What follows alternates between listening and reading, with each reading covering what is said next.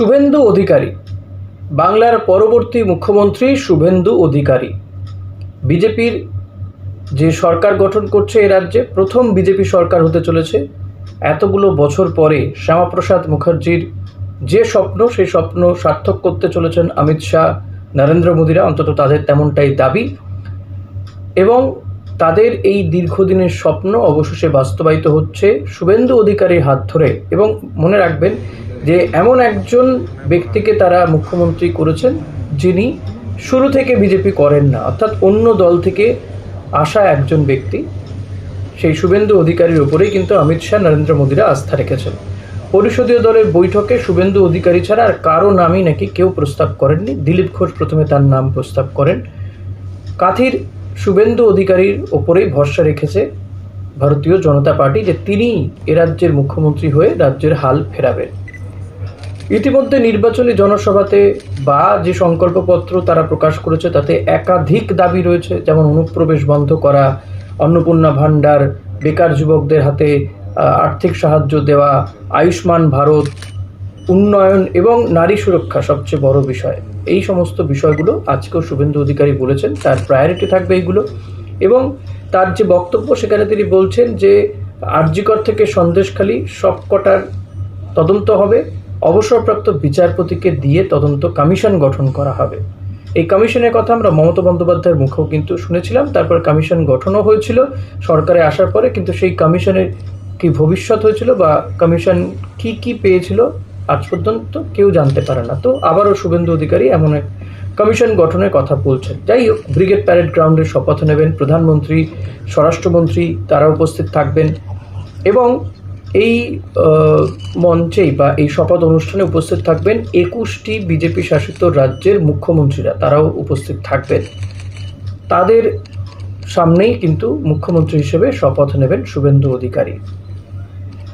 তো এহেন শুভেন্দু অধিকারী কাঁথি থেকে উঠে আসা বা দীর্ঘ কয়েক দশক পরে বলা যেতে পারে জেলার কোনো একজন নেতা তিনি আবারও মুখ্যমন্ত্রী হতে চলেছেন, এবং সেটাও আবার পূর্ব মেদিনীপুর জেলা থেকেই। অজয় মুখোপাধ্যায় আজ থেকে 55 বছর আগে এই রাজ্যের মুখ্যমন্ত্রী ছিলেন, তিনিও কিন্তু পূর্ব মেদিনীপুরের। স্বাভাবিকভাবেই শুভেন্দু অধিকারী তিনি মুখ্যমন্ত্রী হচ্ছেন এই ঘোষণা হওয়ার পরে পরে কিন্তু তার নিজের জেলাতে মিষ্টি বিতরণ, উৎসব এসব চলছে। শান্তিকুঞ্জ শুভেন্দু অধিকারীর বাড়ি, সেখানে সিকিউরিটি অ্যারেঞ্জমেন্ট বাড়ানো হয়েছে। জেলায় জেলায় উৎসবে মাতোয়ারা বিজেপি কর্মী সমর্থকরা। এই শুভেন্দু অধিকারীর রাজনৈতিক উত্থান বলা যেতে পারে তার কলেজ জীবন থেকেই। কংগ্রেস, তারপর তৃণমূল কংগ্রেসে মমতা বন্দ্যোপাধ্যায়ের একেবারে সহচর, এবং নন্দীগ্রাম সিঙ্গুর আন্দোলনে গুরুত্বপূর্ণ ভূমিকা নিয়েছিলেন। বিশেষ করে নন্দীগ্রাম আন্দোলনে শুভেন্দু অধিকারীর ভূমিকা অনস্বীকার্য। এবং মমতা বন্দ্যোপাধ্যায় ছাড়া অনেকেই কিন্তু এই শুভেন্দু অধিকারীকেও জননেতা মনে করতেন।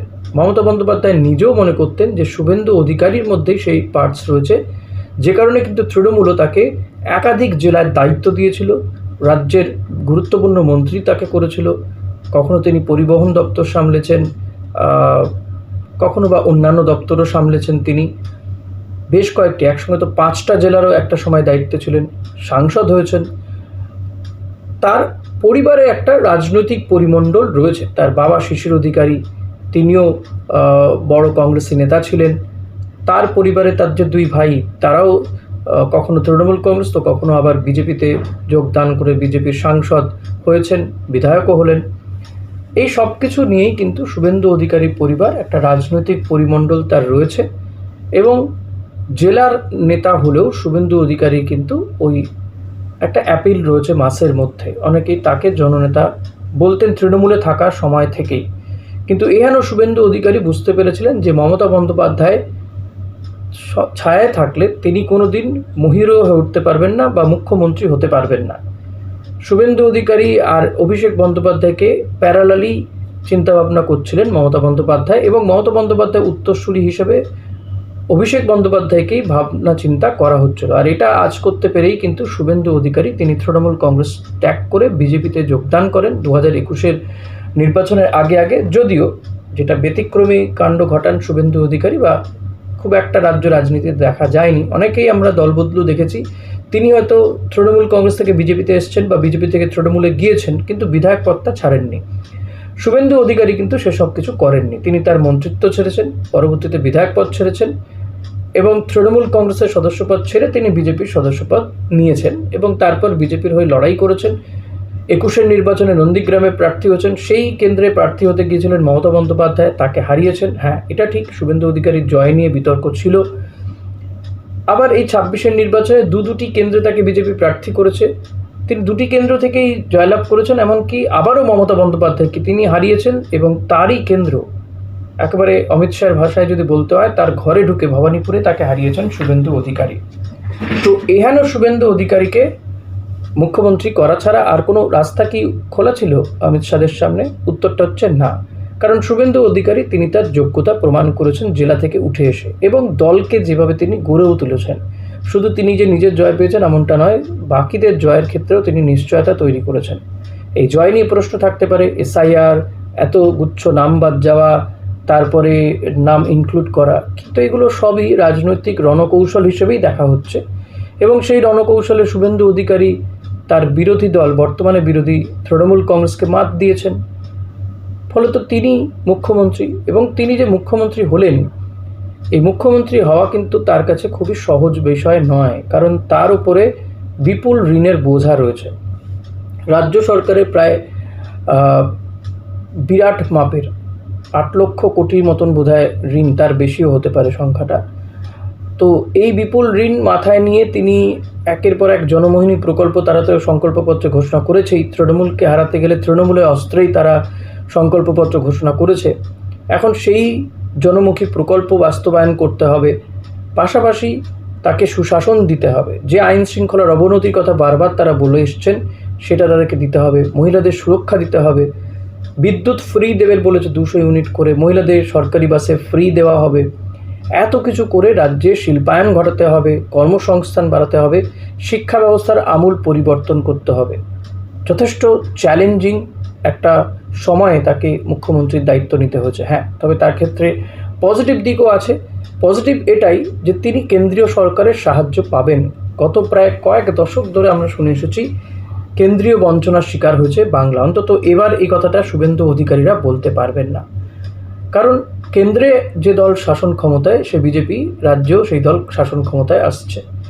ফলত এই কেন্দ্র রাজ্য যে টাসেল, কেন্দ্র রাজ্য যে সম্পর্কের অবনতি, রাজ্য রাজ্যপালের সম্পর্কের যে অবনতি, বিল পাস না হওয়া, এই সমস্ত কিছু থেকে কিন্তু মুক্তি পাবে পশ্চিমবঙ্গ, এটা বলা যেতে পারে।